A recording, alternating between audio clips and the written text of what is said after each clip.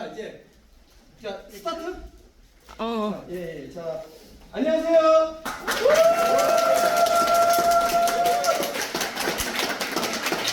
네 반갑습니다. 예, 토너프일 TV 참여해 주셔서 감사하고요. 그 사실은 오늘 그리고 이제 앞서서 저기 혹시 이렇게 서로 얘기하실 일 있으면 잠깐 나가서 얘기하시고 들어오시면 돼요. 이게 좀 중요한 얘기가 좀 많아서 이해를 부탁드리고 자, 좀 빨리 시작할게요. 이게 거의 70페이지가 넘잖아요. 예. 늦게 오신 분들은 우리 저기 앞에 있는 분이 잘 안내 좀 해드리고 예, 안녕하십니까. 자, 시작하겠습니다. 약속대로 1시에 시작합니다. 자, 제목은 그 2030 아젠다 2030을 이제 거절한다라는 내용이고 그 이제 2페이지 한번 보실래요? 혹시 프린트물 없는 분은 앞에 가셔서 프린트물 받으시면 됩니다. 그 제가 여기 몇몇 블로그하고 저 의사님들 그 내용들 이런 것들 좀 가져왔어요. 이거는 꼭 알려야겠다. 이제 그 중에 하나가 여러분들 mRNA 백신 많이 들었죠? mRNA 백신. 그 mRNA 백신 얘기하면서 또 많이 들었던 얘기 뭐 있어요? 스파이크 단백질 얘기 맨날 들었잖아요. 계속해서 이게 단백질 그것이 계속 뭐 멈추지 않고 몸에 나와갖고 결국에는 사람들이 각종 질병에 뭐 걸렸다 이런 얘기잖아요. 그것을 이제 반박한 마이클 맥케이 박사님이 쓰신 블로그 글입니다. 2023년 8월 12일이고요. 이게 또 공교롭게도 8 더하기 1 더하기 2가 10일인데 하여튼 뭐 수학적으로도 좀 뭐가 보이고 자, 제가 좀 읽어드리면서 좀 설명을 드릴게요. 전 모든 이들에게 스파이크 단백질 같은 건 없다고 말합니다. 이런 말 해주는 사람이 없죠? 자, 백신 접종자에게서 무언가 감염될까 두려워할 필요 전혀 없습니다. 그저 그들이 두려움과 편집질 뿐이죠. 자, 이제 그럼에도 불구하고 여기 이따가 트랜스휴먼이라는 책에서 그 제가 번역을 한 거 보면 이 감염에 대해서 내용이 나와요. 근데 우리가 생각하는 생물학적 감염이 아닙니다. 자, 우리 모두 두려움을 떨쳐버리고 삶을 살아가면서 건강을 최대한 증진시켜 나갈 수 있습니다. 저기 좀 죄송합니다. 좀 이따가 좀 해주시고요. 자, 스테파노 스콜리오 박사는 미생물 분야 최고 전문가이자 이탈리아에서 가장 권위 있고 잘 알려진 코로나 정책 비판가입니다. 2018년에 노벨 의학상 후보로 지명되기도 했습니다. 자, 아래 그분하고 이제 인터뷰했던 거를 좀 정리해놨거든요. 자, 아무도 빌어먹을 과학 문호를 읽지 않아. 읽었다면 그런 헛소리를 할 수 없지요. mRNA가 세포 안으로 들어가 스파이크 단백질을 생성하는 건 불가능합니다. 근데 지금 여러분들 되게 공포에 떨고 있는데 이런 공포를 보면은 저는 에이즈가 생각나요. 에이즈 처음에 1980년도 나왔을 때, 정확하게는 84년도에 나왔을 때, 뭐 에이즈에 걸린 사람 옆에만 있어도 감염된다 그래갖고 엄청난 공포 마케팅이 진행됐었죠. 이제 이게 지금 또 떠오르는 거예요. 이름만 바꿔갖고 계속해서 이런 것들이 진행되는 게 아닌가.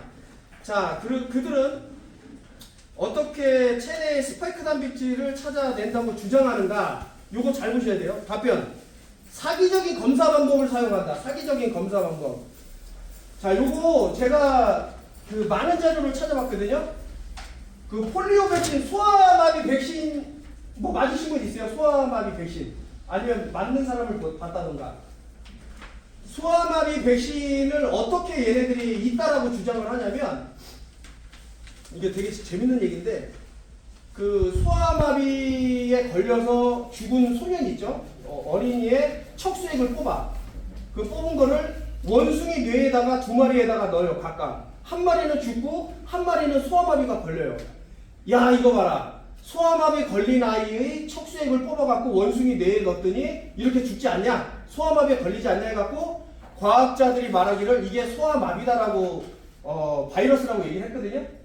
근데 그 뒤로부터 한 20년이 흐르고 어떤 실험을 했냐면 그 멀쩡한 소아마비에 안 걸린 아이의 척수액을 뽑아갖고 원숭이 2마리에다 각각 뇌에다가 그 주사기를 놨어요. 똑같아. 원숭이 한 마리는 죽고 한 마리는 또 소아마비가 걸린 거야. 그러니까 소아마비에 걸려갖고 죽었든 안 죽었든 원숭이는 그 자체가 싫은 거예요. 자기 뇌에 이상한 물질이 들어온 게 싫어갖고 발현됐다. 이 얘기는 제가 저의 책 구충제의 배신이라는 데서도 썼고요. 그리고 이제 그들은 실험실에서 만든 인공 스파이크 단백질 제조와 스파이크 단백질을 사용하고 또한 비특이적인 항체 검사를 사용한다. 그는 그들이 사용한 속임수와 그 검사법이 왜 타당하지 않은지 설명하고 필요한 올바른 검사 방법을 설명하지만 지금까지 제대로 시행된 적은 없다고 말한다. 자, 제가 이번에 책 구충예비신에서 이버메틴 얘기하면서 강실명증에 대해서 좀 썼거든요. 그거 읽어보신 분 있어요? 강실명증이 어떻게 발현이 되는지? 그 강실명증이라고 계속해서 사람들이 그 눈이 안 보이는 그런 병을 이제 겪으니까 과학자들이 투하가 돼. 그래서 사람들 이제 뭐 여러 검사를 거칩니다. 봤더니 검은 파리가 사람을 물면 눈이 안 보인다라고 그런 추측을 해요. 그리고 각종 실험을 하는 거야. 좀 전에 말씀드린 소아마비 백신부터 해서 그런 비슷한 실험을 하는데 단 한 건도 강실명증이 검은 파리에서부터 진행됐다는 증거는 없어요. 그냥 얘네들이 그렇다라고 얘기하는 거예요. 그렇기 때문에 이 사람이 눈이 안 보인다. 라고 해서 이제 나온 게 이제 이버메틴인데 그 이버메틴의 독성에 대해서는 아마 이 뒤에서도 이제 나오니까 또 추가적으로 설명을 드리도록 하고요. 자, 하여튼 좀 충격적인 얘기가 많을 거예요. 자, 백신은 이제 독성 폭탄이다. 이제 백신 얘기 되게 많잖아요. 화이자와 모더나 백신을 출시했을 때 그들은 스파이크 단백질이 생성되지 않고 백신이 사람들을 중독시킬 뿐이라는 사실을 잘 알고 있었습니다. 예, 최근에 많이 나온 얘기. 자, 잠깐만요. 정지. 하겠습니다. 예, 조금 백신의 독성 폭탄이다 여기 읽어드렸고,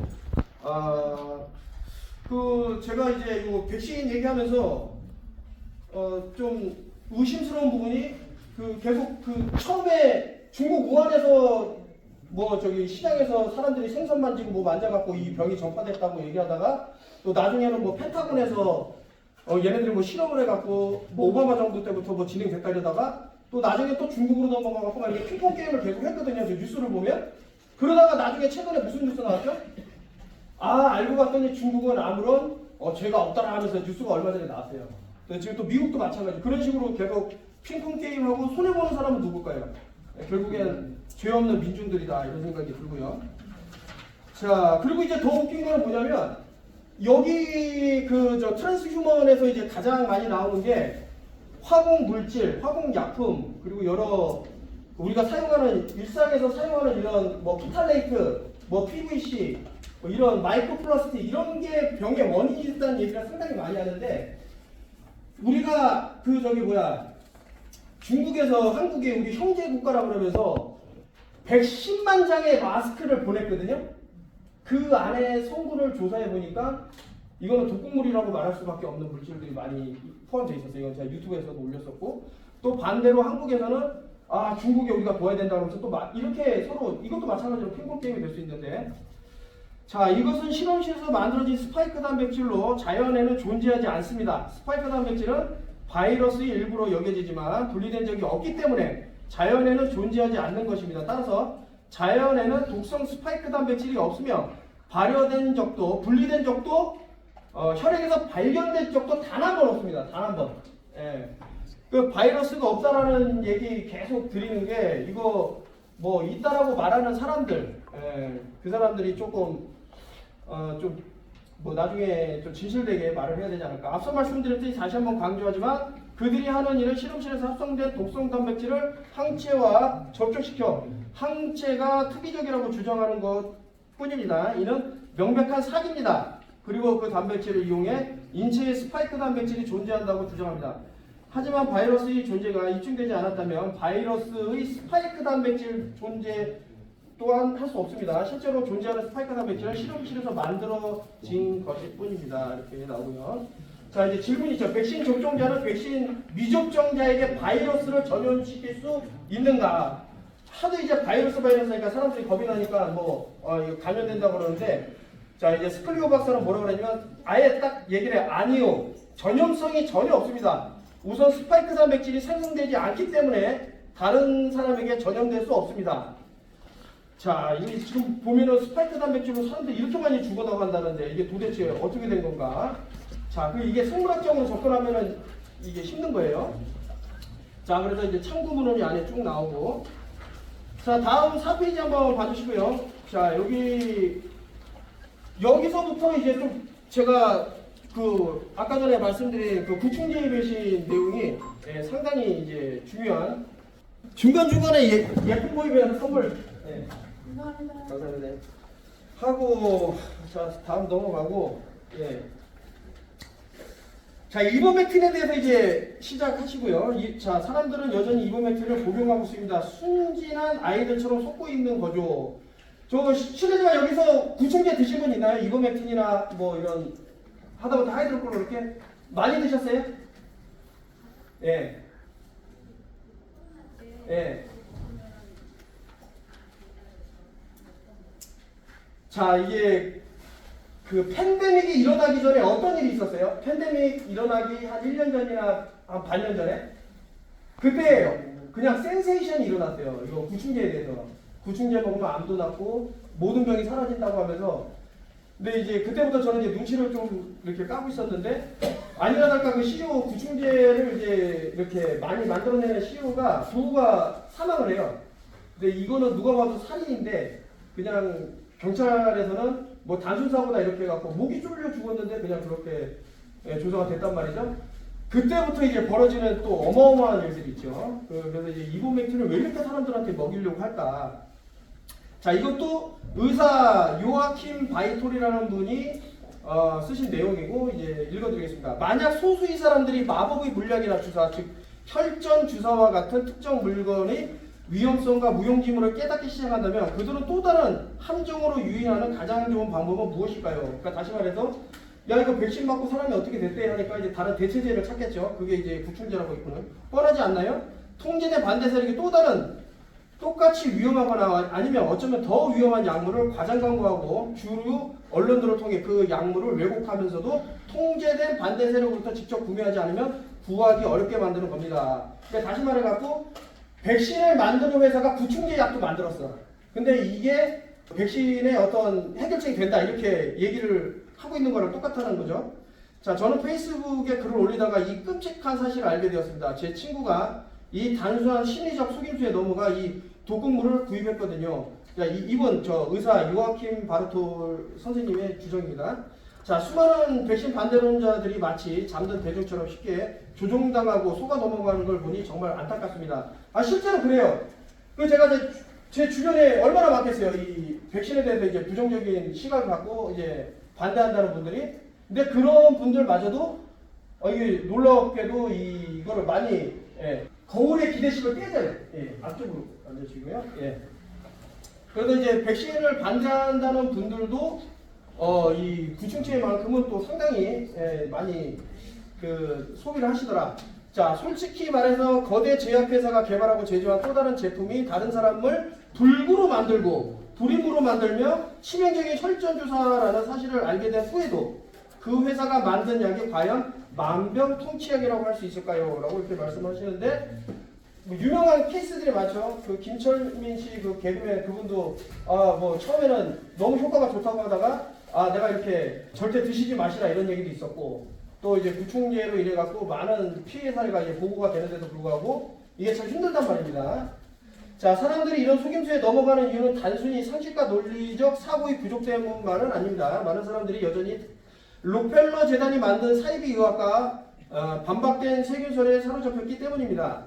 백신이 완전히 무용지물이고 극도로 위험하다는 사실을 깨달았다면 그동안 자신들이 어떤 거짓 정보에 속아 넘어갔는지 궁금해하지 않을까요? 적어도 그렇게 생각해야 할 겁니다. 하지만 대부분의 사람들은 여전히 현대의학과 가짜 세균설에 매달리고 있으며 바로 이것이 대중을 속여 백신과 그 밖의 무용지물이면서 매우 위험한 약물들을 맞게 만드는 근본적인 원인입니다. 이렇게 말씀하시고 제가 이거 일단 여기 중요한 내용이 뒤에 있어서 오늘날에는 여러 정보를 종합하고 약간의 조사를 통해 논리적으로 사고하는 능력이 완전히 사라진 것 같습니다. 바로 그 점이 저를 매우 슬프게 합니다. 하지만 진실을 찾고자 하는 분들 그리고 건강하게 오래 살고 싶어하는 분들을 위해 최대한 쉽고 빠르게 설명해 드리겠습니다. 더 자세한 내용을 뭐 아래 링크를 이제 참고하라고 했고 자 질병은 전염되는 것이 아닙니다. 여태까지 나왔던 그 수많은 무슨 바이러스 뭐 에이즈 바이러스 무슨 바이러스 막 좀 있잖아요. 그 어떠한 것도 전염을 시키거나 이렇게 사람을 아프게 할 수가 없어요. 거짓말이에요, 거짓말. 자, 눈에 보이지 않는 괴물이 옮기는 것도 아니고 전염병이라는 것도 존재하지 않습니다. 자, 질병은 우리 몸 안에서 발생합니다. 자, 우리는 매일 화학물질, 독소, 잠재적 독성물질, 방사선 등에 노출되고 있으며 우리 몸은 끊임없이 해독하고 스스로 복구하려고 하지만 다른 과정이 우선시될 때 이러한 기능이 느려지거나 멈추게 됩니다. 저 어머니가 딸을 데리고 왔어요. 새벽이 되면 딸이가 막 입에 거품을 물고 쓰러져갖고 못 일어난다는 거예요. 119를 맨날 불러 밤마다. 그러니까 가슴이 조마조마하고 쿵탁쿵탁 돼서 도저히 못 살겠대. 그래서 저 한번 자기 딸을 만나줄 수 있겠냐 해서 같이 만났거든요. 근데 딱 보니까 손에 스마트워치를 차고 있어요. 그래서 제가 얘기했죠. 아, 이거 스마트워치 작동법이 이거 방사선이 뭐 레디오 액티브라고 이제 방사선 같은 게 아랫부 이런 것들이 작동을 하니 이게 피부 안으로 들어가 갖고 이게 스며들어서 결국에는 방사선 중독이 된다 이런 말씀을 쭉 드렸는데 되게 기분 나쁘더라고. 따님을 데리고 왔던 어머니가 놀랄 정도로 제가 근데 오늘 이제 여기 수소 회장님 대표 이렇게 나오셨는데 저희 또 똑같이 말씀드렸죠. 스마트워치를 차고 계셔서 이거 방사선이 몸 안으로 혈류 안으로 들어가면 위험하다는데 바로 시계를 바꾸시더라고요. 예. 그래서 이제 듣는 사람이 있고 안 듣는 사람이 있는데 되도록이면 지금 보시면 이제 블루투스도 꼽으신 분 있는데 이게 마이크로웨이브하고 파장이 똑같아요. 그러니까 내 뇌를 잊게 만드는 거야. 이것도 지금은 단순히 그냥 이렇게 넘어갈 수가 있는데 시간이 지나가고 계속 쌓이면 엄청난 데미지가 와요. 가끔 보면은 이제 이어폰 이제 쓰시는 분들 보면 이제 마이크로웨이브로 이제 작동되는 걸 보면 진짜 위험하다는 생각을 계속 하거든요. 제가 좀 보시고요. 자, 이 음식을 섭취하고 소화할 때 영양소가 흡수되고 독소가 제거 및 배출되는 과정이 발생합니다. 만약 방어 화학 물질, 항영양소 그리고 기타 독소가 가득한 탄수화물이나 식물성 식품을 섭취하면 우리 몸의 해독 및 복구 과정이 몇 시간 동안 중단됩니다. 탄수화물에서 얻은 포도당은 매우 독성이 강하기 때문에 혈당이 엄격하게 조절되고 우리 몸은 인슐린을 사용하여 과도한 포도당을 제거하는 것을 우선시합니다. 즉 음식을 자주 먹거나 간식을 먹을수록 몸에 해독하는 복구할 시간이 줄어들고 독소가 더 빨리 축적된다는 뜻입니다. 소화 과정은 식사 한 끼당 한 6시간 이상 걸릴 수 있다는 것을 명심하세요. 대부분의 사람들에게는 밤늦게 잠자는 동안에 몸을 정화하고 시간이 남아있습니다. 독소가 축적되거나 사람들에게 늘 아픈 것도 당연한 일입니다라고 하는데 확실히 좀 소식을 하면 좋다라는 거 옛날부터 들으셨지만은 이게 텀이 있죠. 그래서 휴먼 그로우 호르몬이라고 HGH라는 프로그램도 있고 한데 공복 기간을 좀 많이 늘리시면 좋을 것 같습니다. 자, 참고로 전혀 아프지 않은 것처럼 보이는 사람들도 있습니다. 이 사람들이 위험해. 이 사람들이 안 아파 보이는 사람들이 위험해. 자, 이제 나오는데 이들은 신체가 극심한 스트레스를 받아 자연적인 해독 및 정화 기능을 제대로 수행하지 못하고 독소가 수년 또는 수십 년 동안 축적되었다가 결국 장기 손상, 뇌졸중, 암, 혈전 등의 문제로 발전하는 경우입니다. 이러한 현상은 주로 노년층에 나타나지만 젊은 직장인들에게서도 흔히 볼 수 있습니다. 다시 말해 스스로 건강관리를 제대로 하지 않는데도 아프지 않다면 이제는 정말 관리를 시작해야 됩니다. 나는 술 먹어도 뭐 안 취해 뭐 하면서 계속 이렇게 드시는 분들 보면 나중에 간경화 뭐 여러 가지 질병에 노출되는 경우를 많이 봤어요.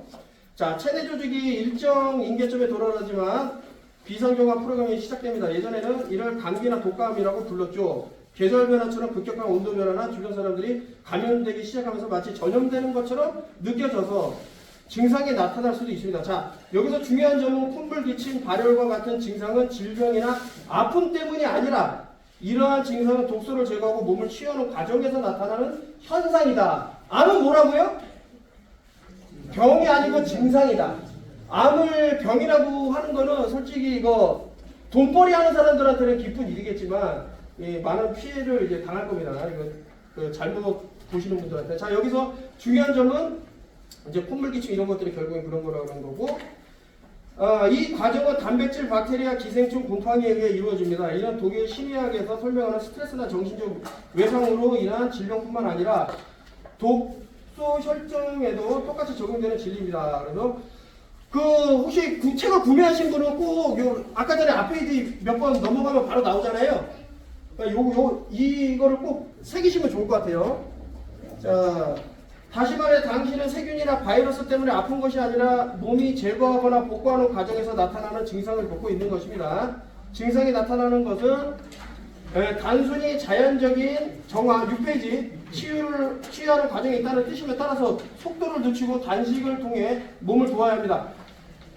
제가 얼마나 많은 그 건강 유튜브 외국 채널 봤겠습니까? 거기서 그 박사님들이 하나같이 하시는 말씀이 제일 중요하게 하는 말이 그거예요. 일단 단식을 하고 소식을 하고 병에 걸렸으면 제일 중요한 게 소금물인데 미네랄이 풍부한 소금물, 뭐 히말라야 솔트라든가 뭐 앱손이라든가 기타 그 양질의 뭐 블루 솔트도 좋고요. 그거를 뭐 티스푼으로 해갖고 넣어갖고 녹여갖고 마시고 햇볕을 보고 뭐 그러면은 낫는다는 거예요. 예, 그런 얘기를 너무나도 많이 하시기 때문에 여기서도 이제 그 얘기를 해갖고 제가 또 따로 시프를 해갖고 증상이 나타나면 즉시 음식을 끊고 소금, 전해질을 약간 넣어 물만 마시세요.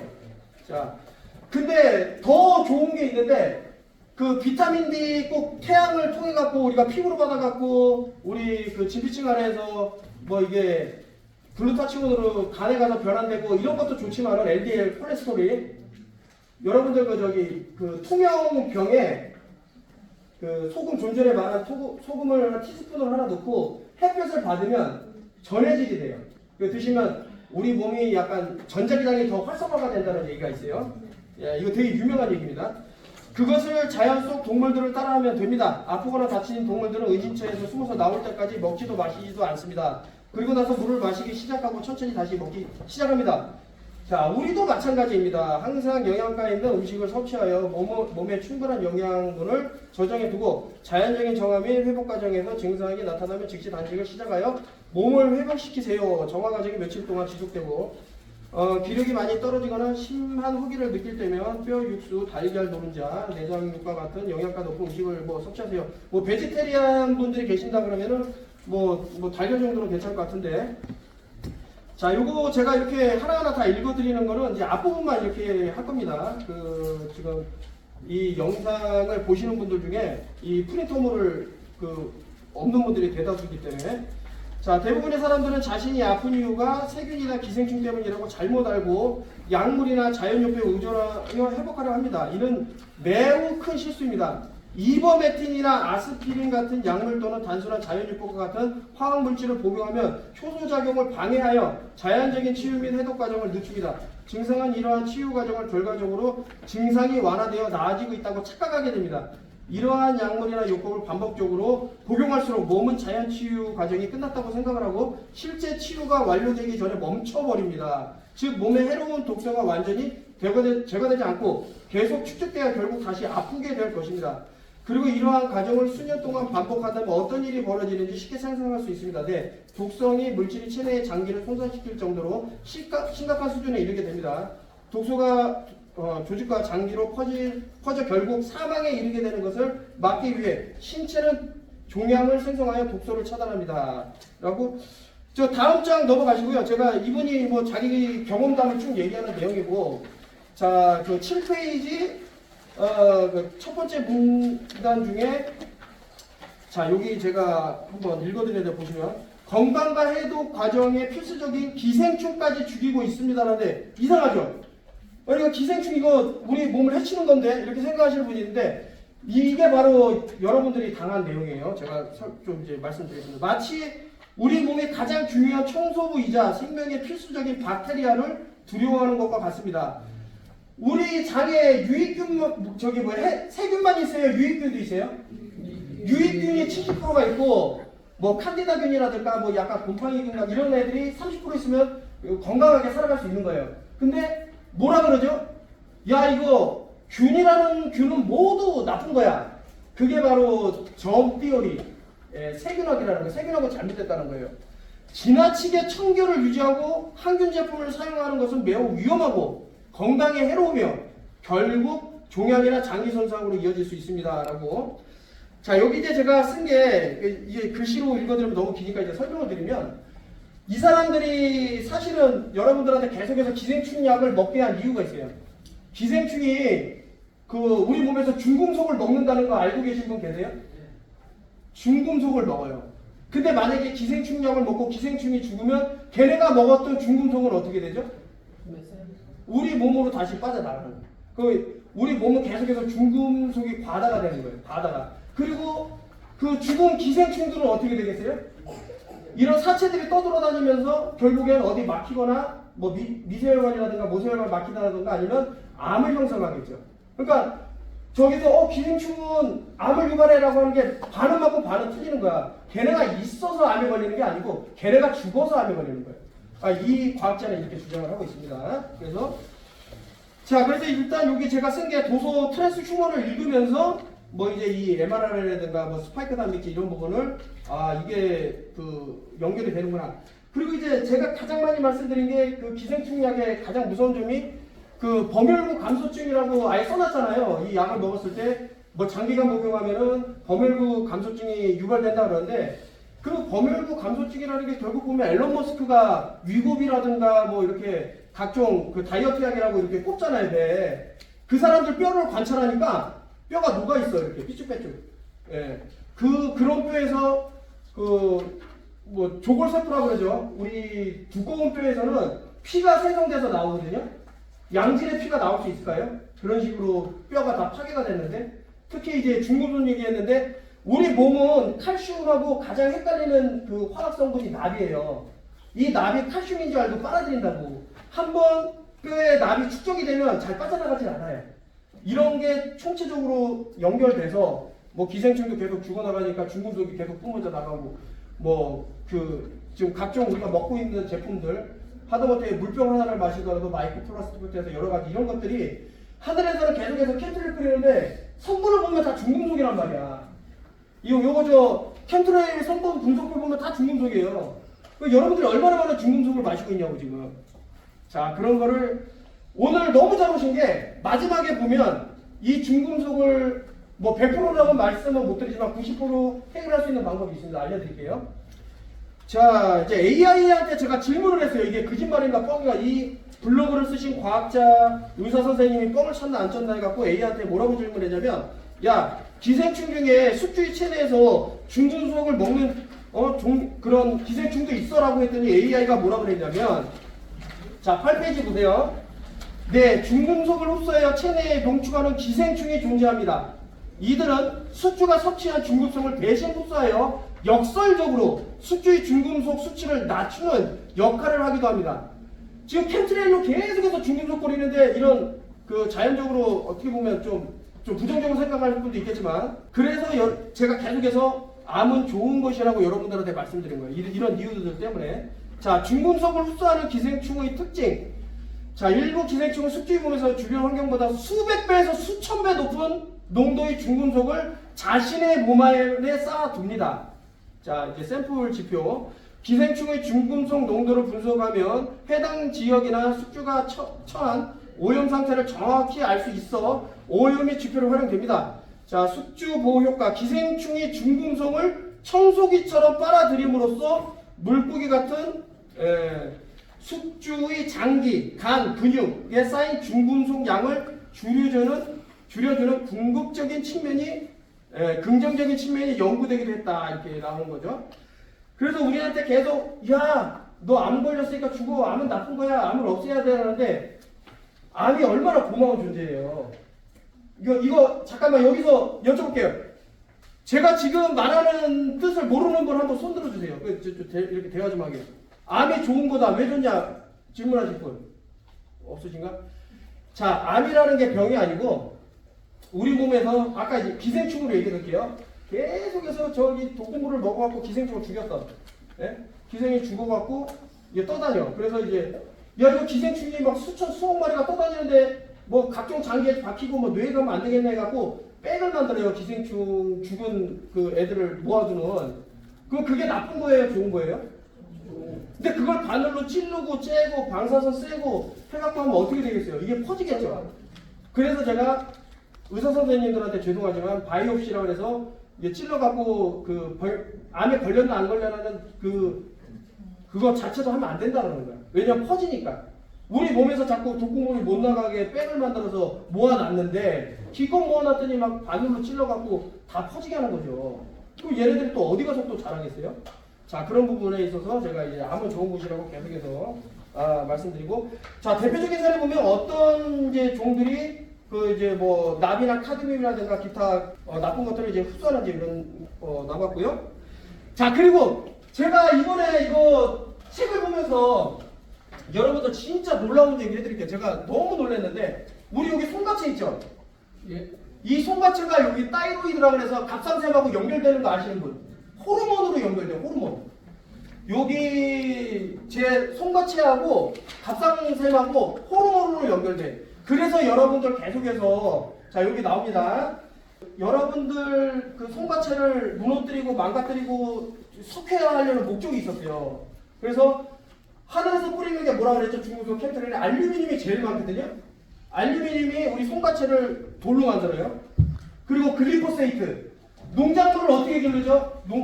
맨날 지금 뭐 이 글리포세이트 뿌리잖아요. 라운드업에 나온 거.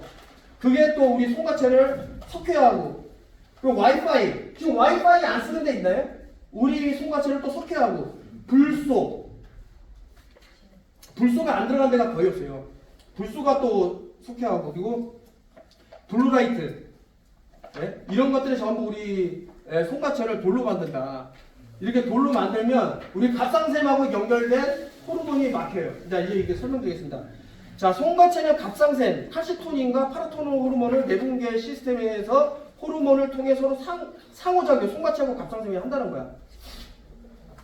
자, 멜라토닌 억제 및 자극작용해서 송가채에서 분비되는 멜라토닌은 갑상샘의 성장 호르몬 분비에 억제적인 영향을 미치는 것으로 알려져 있습니다. 시상하부 뇌하 수체 축을 통한 조절. 송가채는 시상하부에서 작용하는 뇌하 수체와 기능을 조절하여 결과적으로 갑상샘 자극 호르몬 TSH의 방출에 영향을 줄 수 있습니다. 상호 피드백. 갑상샘 호르몬 역시 송가채의 기능과 성장에 자극적인 영향을 주며 서로 정보를 주고받는 영향의 관계를 형성합니다. 자, 정리하자면 두 기관은 물리적으로 붙어 있지는 않지만 호르몬 신호 전달망을 통해 신체의 대사와 리듬을 함께 조절합니다. 자, 송가채 살리는 방법하고 저 뭐 써져 있죠? 말씀드린 게 어떻게 하면 이제 송가채를 다시 활성화할 수 있고 정상으로 돌 수 있나 이런 얘기였고, 자 이제 10페이지부터 이제 트랜스휴먼에 들어갈 건데 이 내용이 상당히 깁니다. 70페이지가 넘고 그래서 빨리빨리 진행을 할 거예요. 중간에 쉼 없이 하겠습니다. 이게 그리고 이제 여기 가로판을 쳐놓고 여러분들 쓰는 칸이 있는데 잘 집중해서 해주셔서 써주시면 되고 예 이제 끄시면 돼요.